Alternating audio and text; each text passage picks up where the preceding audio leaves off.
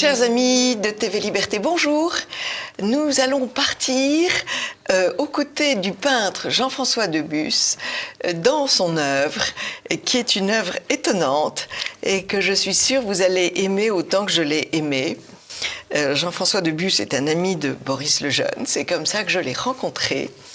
Et il m'a envoyé ses peintures et je me suis trouvée tout à fait étonnée, parce que j'ai un rapport avec la peinture contemporaine un peu difficile, je dois dire. Et je me suis dit, un peintre contemporain que je vais aimer. Donc tout va bien. Merci. Vous avez publié un livre, une monographie de vos œuvres, oui. Qui est publié chez... C'est Livre d'Art. Livre d'Art. Oui. Vous avez eu les honneurs de l'admiration de Aude de Queyros, oui, oui, qui est une référence chez nous. Je vais tout de suite prévenir les téléspectateurs. On a l'impression d'être en face d'un Bruegel contemporain, un Bruegel du XXIe siècle, avec des scènes sans doute plus heureuses que dans Bruegel. L'enfer est quelquefois là, mais pas toujours. C'est flatteur, merci. Mais pour donner une idée de votre œuvre et de ces tableaux dans lesquels il n'y a pas un coin de blanc.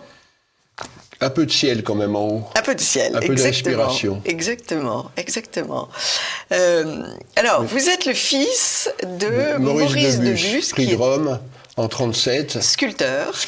Il y a eu une récente exposition à Meaux, au musée Bossuet. Et mon père est mort assez jeune, puisqu'il avait 55 ans, et on a fait une petite rétrospective. Il faisait de la médaille aussi, d'ailleurs avec M. Dehaye. Et donc vous baignez dans un milieu artistique. Mon père voulait que je fasse de la peinture, contrairement à beaucoup de fils d'artistes. Non, il disait oui, il faut faire ça, c'est très bien, parce que je faisais des petits bouquins, des petites illustrations quand j'en avais 14 ans. Et il me disait, tu devrais faire ça. Puis moi j'avais d'autres idées, je voulais faire un peu, j'avais des livres sur la voile, je me disais la mer, j'aimerais bien traverser la mer. Mais finalement, ça m'a rattrapé. C'est-à-dire que ça n'a pas été ma vocation. J'ai été aiguillé sur finalement ce que mon père sentait, quoi. Oui, mais il sentait que vous étiez un peintre. Oui. Il l'a senti. Oui, parce que je faisais des petites historiettes, quoi, moyenâgeuses, qui tenaient pas beaucoup debout. Quand je les relis maintenant, c'est marrant. Mais les dessins étaient marrants, étaient bien. Enfin, ça me plaisait. Alors, il y a aussi un côté nef des fous, il y a un côté chevauché fantastique. Vous avez une réflexion d'un critique tête bêche, ciel et enfer mêlés. C'est vrai que tout est mêlé que ce soit les corps, les trains, les avions, Oui, c'est-à-dire, je trouve la vie est paradoxale. Par exemple, on vit, pour Paris, on vit dans le Moyen-Âge, en même temps, on nous parle de science-fiction, et puis il y a le temps présent, il y a le temps passé. C'est-à-dire, tous les événements sont mêlés, c'est-à-dire qu'il n'y a pas de logique. Il n'y a pas de logique, et ce qui fait que les choses qui n'ont pas de logique tiennent debout aussi, c'est-à-dire que peut-être mieux que ces choses logiques. Par exemple, on peut mettre un palmier avec n'importe quelle chose, ça ira pas n'importe, justement, il y a une affinité entre les objets, les situations et les paradoxes. Et c'est le paradoxal qui m'intéresse aussi. C'est le paradoxe des choses, c'est-à-dire le choc des contraires ou alors des événements. Vous pouvez mettre une femme gracieuse de la Renaissance avec un objet ou un paysage qui n'a rien à voir, et paf, il y a une espèce pas d'explosion, mais oui, il fait une sorte d'électrochoc, d'électricité, qui fait que finalement on décroche une partie du ciel, c'est-à-dire ce ciel, c'est l'artiste, pour moi, on décroche toujours un morceau, un éclat du ciel pour avoir cette beauté. Alors, c'est pas... Vous voyez, c'est un petit fragment, mais ça fait rien. Moi, j'appelle ça quand je sens que quelque chose fonctionne, quand je sens que j'ai touché, eh bien, c'est un message qui fait que il y a quelque chose un peu de... Bon, le mot est un peu gros, mais divin, enfin... Il y a quelque chose, un peu de transcendance, un peu. Ça fait qu'il y a une œuvre qui décolle ou ça décolle pas. Pour parler simplement, il y a la mayonnaise qui prend, et puis la mayonnaise, on la mange, mais c'est pas de la mayonnaise. Oui. L'œuvre dure est là. Exactement, exactement. Prenons l'œuvre Galatée. Vous avez donc au centre un nu de femme superbe. Oui. Et puis à côté, à la droite, vous avez ce tableau, ce dessin très joli, très 1930, d'une mère et d'un enfant. Oui.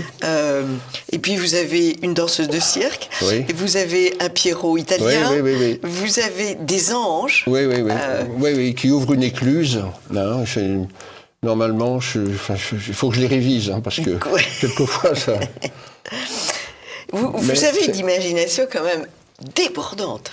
Alors, pour répondre à la notion débordante, non, ça se cultive, et puis on n'en a jamais assez, parce que je rame quand même, ça vient pas comme ça, je veux dire, c'est un long travail de notes, puis on revient sur l'ouvrage, il faut s'atteler. Je pense pas que c'est naturel, si, il y a une prédisposition, quoi. Mais il faut... Vous avez un regard très, très perçant pour voir toute l'architecture. Tout le haut du tableau, et même à l'intérieur, est plein de références architecturales. Il y a des tours, il y a des églises, il y a des palais, il y a des temples, il y a... Oui, c'est-à-dire, ce tableau, c'est sur la ville, hein. C'est la rumeur de la ville, cette espèce de masse de maisons, de jardins, de cours intérieurs, d'immeubles dissemblables, de gens qui courent partout, qui se reposent. Et c'est cette image que j'ai voulu...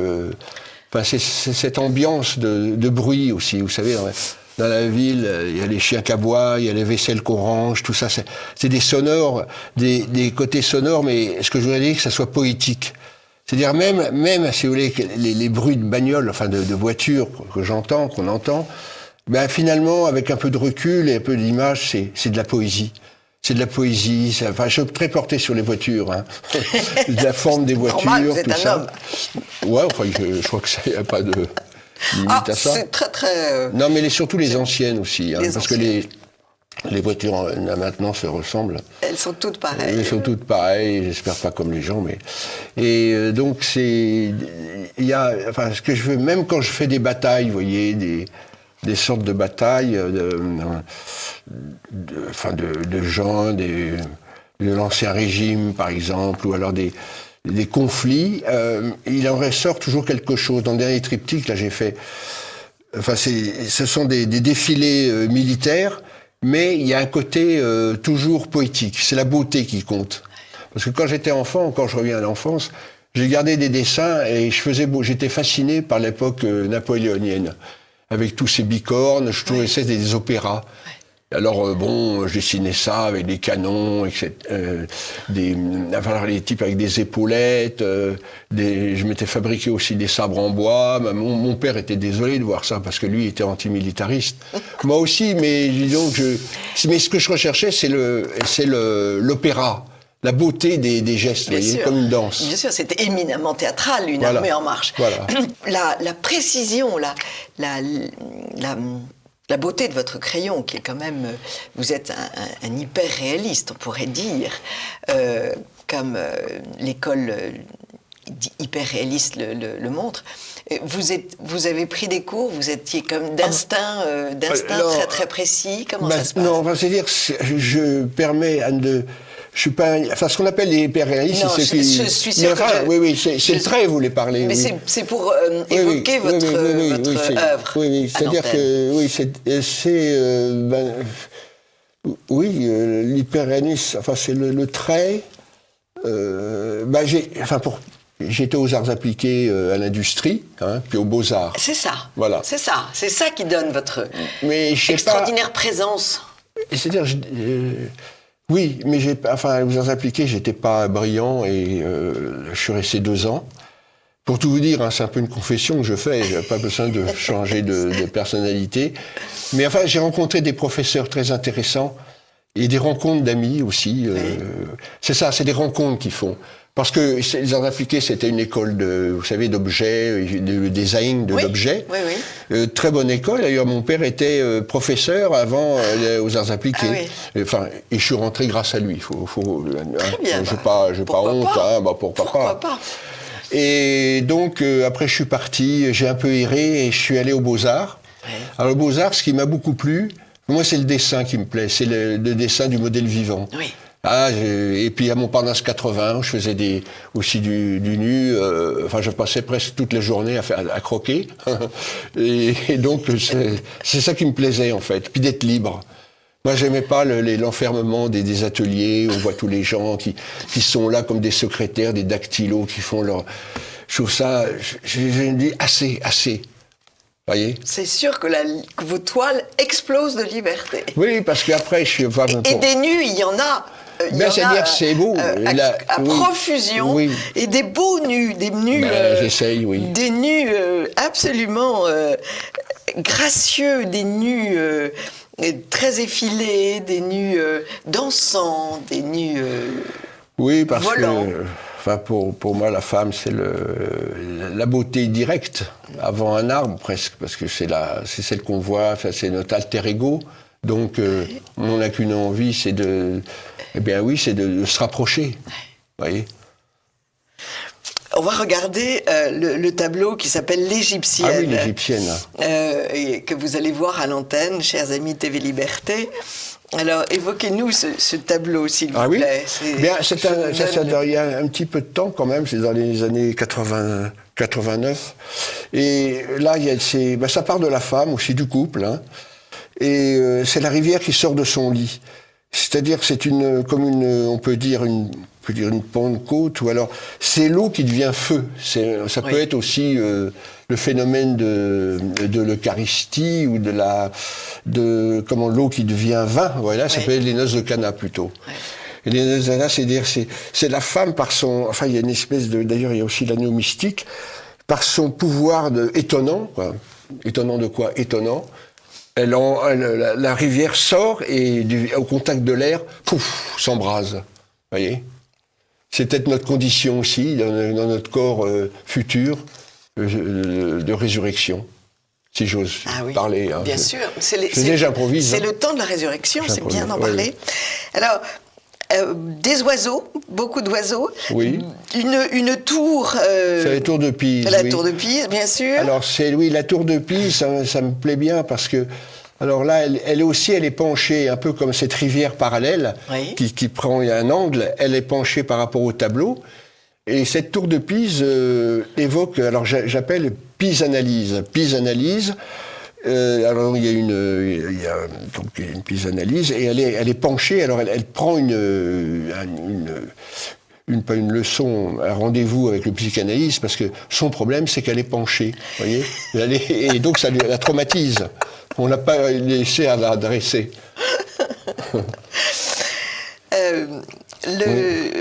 Alors, dans le fond, encore une fois, des châteaux, des... Ben oui, c'est-à-dire c'est tout l'environnement de ce sujet principal. Alors qu'on a un lien, alors il n'est pas logique, si vous voulez. C'est toujours il y a un peu des décalages, et c'est ça qui est intéressant. C'est que le tableau est couvert. Il n'y a pas une. Alors souvent, je mets une petite histoire imprimée pour savoir ce que ça veut dire exactement. Mais il n'y a pas il n'est pas enfermé parce que c'est des symboles c'est un symbole autour du sujet et qui font comme une vie, voilà. Et puis bien sûr des masques. Des masques, oui, il y a des masques. Des masques. Sortons-en. Et des animaux. Ah, des animaux aussi, oui. Mais oui. Beaucoup d'animaux. Des chiens, des chevaux. Vous aimez les chevaux? Oui, mon père aussi faisait beaucoup de chevaux. Vous les dessinez merveilleusement. Oui, les chevaux. Oui. Est-ce que vous avez eu des maîtres? Il y a eu Delpech, qui était un graveur de Montparnasse 80, qui était vraiment un artisan, et Je l'ai connu dans les années 68-69 et vraiment il était il était très fervent. Et donc j'ai bien. Sinon des maîtres, oui, mais alors des maîtres, je dois en avoir, mais je m'en rappelle plus. Je suis un peu à court là. J'aurais dû. Mais l'homme, enfin, des maîtres. Alors, il y a quelque chose d'une toile aussi étonnante avec des verticalités inouïes, que ce soit les femmes qui plongent, que ce soit le cou de la girafe, que ce soit une tour immense, des trains qui s'en vont. Noce en barbarie. Expliquez-nous cette toile. Oui, bah ça c'est on peut dire, enfin, vous savez, c'est... Comme je vous explique, il n'y a rien de défini. Il n'y a pas de. Non, c'est pas le conte de Perrault. Mais là, la clé en ce moment, ça pourrait être changé en sortant. Alors là, c'est quand même une clé importante. C'est-à-dire, c'est le Notre-Dame de Paris, tiens, par exemple. Notre-Dame de Paris, qui tout d'un coup, vous savez, c'est par échelon.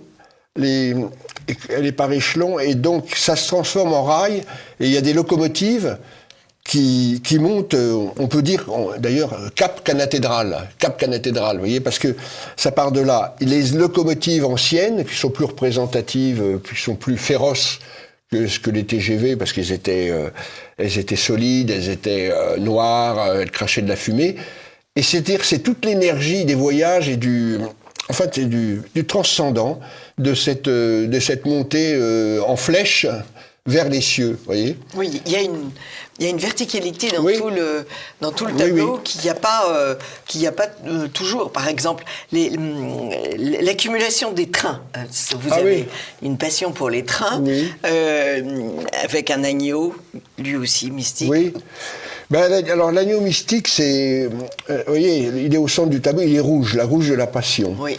Et alors, j'appelle Saint-Lazare. Saint-Lazare. Et donc, toutes ces locomotives, ces monstres, en fait, vont de droite à gauche. Et l'agneau va de gauche à droite. Et il tient la croix. Et donc, c'est pour montrer que cet agneau qui doit guider le monde, et marche sur la voie, et c'est face à ces monstres, c'est fragile, parce qu'un agneau, ça court pas vite, ça se défend pas, ça mord pas, et donc c'est l'innocence, la puissance de l'innocence qui vainque tous les Goliaths du monde, vous voyez, par l'humilité, par la force de sa foi et de l'amour, voilà, d'où le rouge. Voilà, c'est ça. Et puis, racontez-nous Versailles-Chantier, Versailles-Chantier, parce qu'il y a la gare, les trains, évidemment, mais beaucoup de personnages, les toits de Versailles qui sont absolument magiques. Racontez-nous. Bon, alors ici, c'est l'histoire, ça s'appelle Versailles-Chantier. Ça y est, assez étonnant, Versailles-Chantier, ça m'a toujours posé des questions. Chantier, pourquoi chantier? Je ne l'ai pas résolu, ça m'est égal. Ouais, c'était une bonne intuition, puisque Versailles a été en chantier pendant très longtemps. Ça doit être ça, oui. Puisque Louis XIV a construit Versailles. Oui. Eh bien, Versailles-Chantier, on est face, finalement, le point central, c'est cet homme en blanc, ça veut être le maître des lieux. Oui. C'est plus que le roi Soleil, c'est le sauveur, le Christ, avec qui se blottit contre elle. En fait, c'est son église. Le Christ, c'est son église. C'est-à-dire, c'est sa femme qui est au milieu des tournesols, vous voyez, qui est solaire, donc dans un champ solaire. Et là, nous avons aussi le roi Soleil qui se prend pour le sauveur aussi, mais enfin, il est quand même dans sa majesté, il faut pas le dénier. Il y a des gens de la cour qui sont là. Il y a des musculations aussi, des jambes de femmes parfaites. Il y a des athlètes, des culturistes qui font des démonstrations de force. Il y a une harpiste. Il y a toujours cet agneau qui revient par les trains, parce qu'on est quand même dans Versailles-Chantier. Et donc, on a le droit à ces trains-là. Il y a un pont japonais, vous voyez, pour montrer le pont entre l'homme et la femme, l'homme et la transition du champ solaire avec le champ d'ici-bas. Et donc, ce Versailles chantier, raconte Versailles chantier, oui, il y a énormément de monde sur la toile. Il y a Salomé aussi, avec la tête de Jean-Baptiste, vous voyez, qui se repent. Il y a la petite grenouille aussi, et aussi le feu qui réchauffe, vous voyez, le feu sacré du pianiste. En fait, c'est sur Versailles, c'est cette gare où les gens attendent, vous voyez, en haut. Ils sont tous dans des boîtes, là, ils attendent, c'est toujours impressionnant, les salles d'attente. Et voilà, En tout cas, je n'irai plus jamais dans cette gare sans penser à Jean-François. C'est tout à fait étonnant. Et l'arrivée à Ninive, et après on passera à d'autres types de... Alors là, arrivée à Ninive. Ninive a été détruite. Ah oui, c'est extraordinaire. Parce que Ninive, alors il trouve...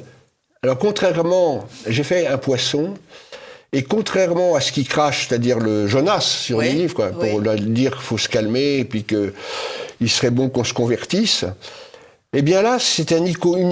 Le poisson a gobé une icône, a avalé une icône. Et là, il la transporte. Alors donc, à droite du tableau, vous voyez, il y a les gens qui sont encore sous le coup de voir cette curiosité. Et puis, il y en a qui sont aveugles, il y en a qui ont des lunettes noires, qui ne voient pas, qui sont un peu indifférents. Ouais. Donc, elles arrivent sur la plage et c'est son débarquement de Ninive. Il y en a même qui ont des sœurs jumelles qui ont des sacs en plastique sur la tête parce qu'ils veulent, ils veulent se repentir déjà. C'est comme ça qu'ils font, je crois qu'il y a une 4 chevaux. Alors la 4 chevaux, finalement, n'a rien à voir. Mais c'est ça qui est intéressant, c'est qu'il y a un lien très fort entre la 4 chevaux. Alors, à voir, on peut l'inventer, mais pour moi, c'est évident. Vous voyez, il y a des scooters. Il y a un lien. Il y a un lien extraordinaire, parce que finalement, la vie ne dure qu'un instant. Alors, la vie, l'éternité, même sur Terre, ne dure qu'un instant, mais il est fait de milliards de petits moments, mais comme c'est dans un instant, la 4 chevaux, elle est future même. Enfin, alors là, c'est vous voyez, il y a le ménestrel aussi, qui s'accommode très bien avec la map monde, le chant de la map monde et le scooter rouge. Là, il y a un arrière de dauphine. Et donc, pour résumer, il y a le festoiement à gauche. Avec ces championnes. Ces championnes de patins à glace qui font... Un jour, j'étais rentré par hasard dans le Molitor. Oui. Et j'étais vraiment transporté dans un autre monde. Je voyais alors, je sortais de la rue, bien sûr, et j'arrivais à Molitor et je vois tous ces gens qui valsaient, qui étaient là, heureux, quoi. Oui. Il y avait une petite musique. Oui. Ça m'a scotché. Oui. Et la glace... Et l'eau et le feu, c'est-à-dire que les choses se côtoient comme maintenant. Oui, oui. Vous avez des gens qui font des tas de choses, c'est le paradis, quoi.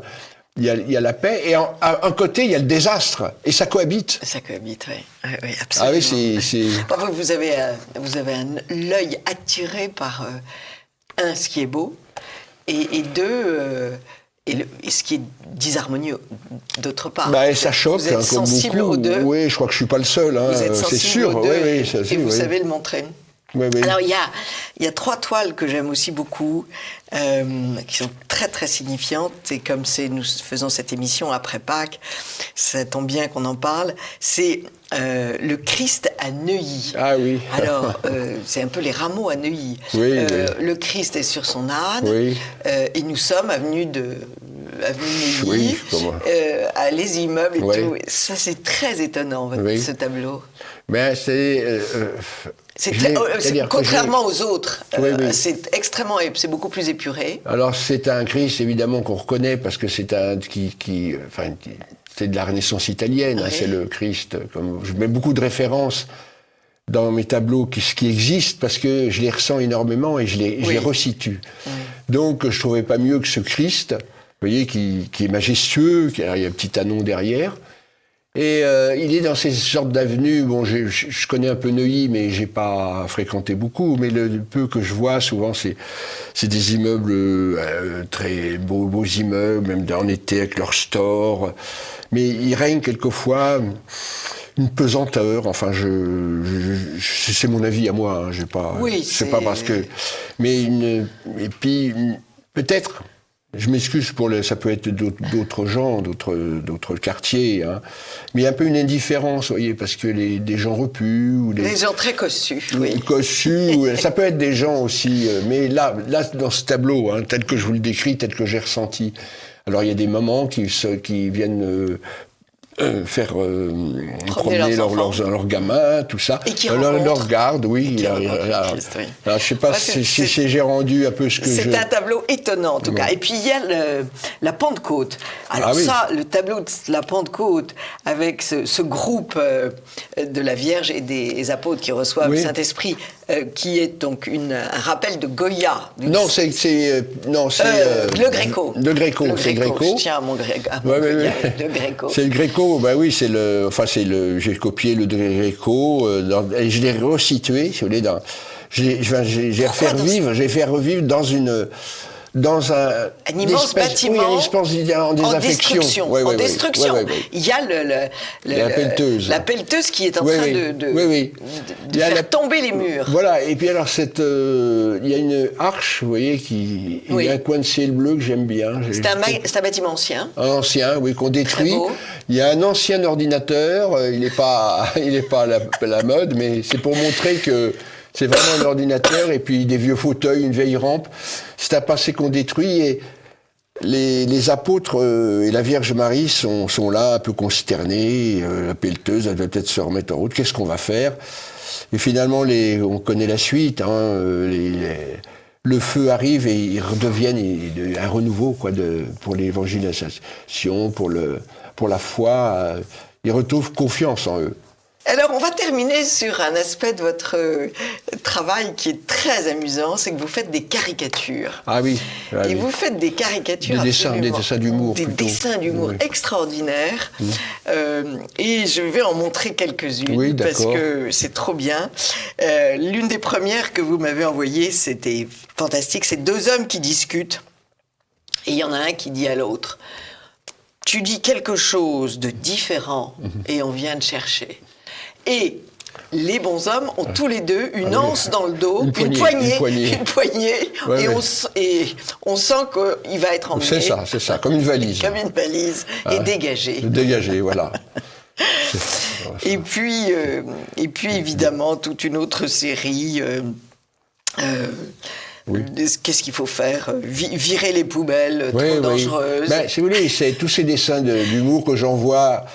J'ai comme un petit fan club, mais quelquefois c'est des amis, des gens qui parlent. On peut s'inscrire alors. Vous allez sur le site de Jean-François de Bus et vous pouvez vous inscrire un message, pour recevoir vos dessins. Oui, je pense que ça va marcher.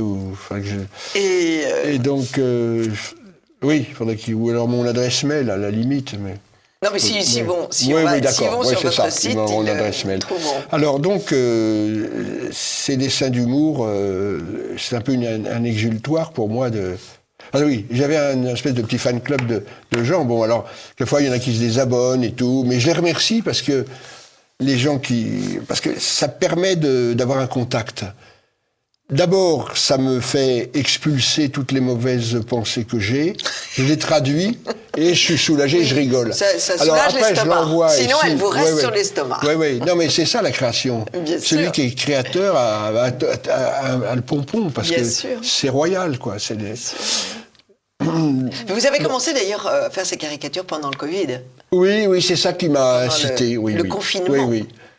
Alors, certaines personnes qui reçoivent mes mails, peut-être ça les ennuie, ou quelquefois je m'en excuse, mais je vous dis merci parce que ça me fait du bien d'envoyer ça. Non, moi je trouve que Non, quand on reçoit vos mails, on s'installe et on profite de ce moment d'humour qui soulage, oui, qui allège l'âme et l'esprit, et on se dit bon. Oui. Il a raison, c'est exactement ça qu'il faut faire, dégager les poubelles. Et on se régale vraiment beaucoup. Et donc je vous conseille, chers amis de TV Liberté, de voir ce livre très très joli, Jean-François Debus. C'est publié aux éditions... c'est-à-dire que c'est une petite plaquette de... Une plaquette d'artiste. Oui, c'est-à-dire qu'il faudrait que je pourrais l'envoyer. Et on vous voit en première page monter sur un escabeau, oui, pour dessiner. C'est ça. Oui. Et voilà ce que dit Aude de Kéros. Celui qui se laissera porter par ce grand courant métamorphique percevra tôt ou tard dans chaque tableau un centre invisible et secret, un abîme intérieur habité d'une présence recouvert d'une peau resplendissante. Le monde en image, un monde beau, divers, infini, que l'on a soudain envie d'aimer avec un cœur d'enfant. C'est une jolie définition, c'est très... indiscutablement. Écoutez, merci beaucoup Jean-François d'être venu ce matin réjouir nos pupilles tant mieux, à TV Liberté, et nous continuerons à suivre votre œuvre. Merci beaucoup Jean-François Debus. Merci Anne, vraiment. Et vive votre peinture qui fait du bien. Vive nous. Qui fait du bien. Merci. Merci Anne. Amis de TV Liberté, à très bientôt.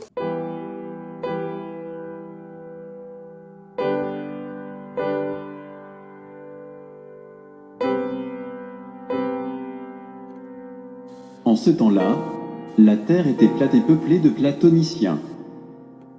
Tous vaquaient à leurs occupations. Tous? Non. Un seul rêvait. Ce fut le premier des transhumains.